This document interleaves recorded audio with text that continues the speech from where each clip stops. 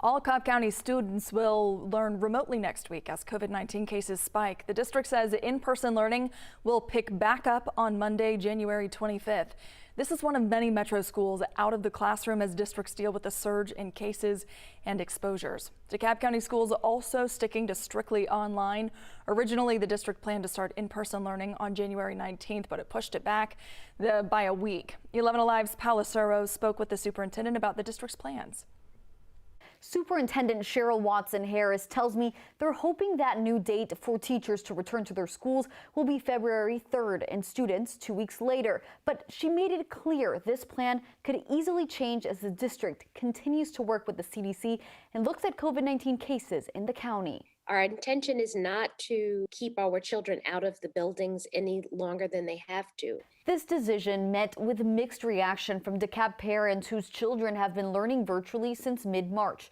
But Watson-Harris, who took this role in the midst of the pandemic, says it's necessary to continue remote learning for now as Georgia continues seeing record numbers in COVID-19 infections. We respect all of the opinions. Something I love about DeKalb County and DeKalb County School District is our beautiful diversity. And with that comes diversity of thought.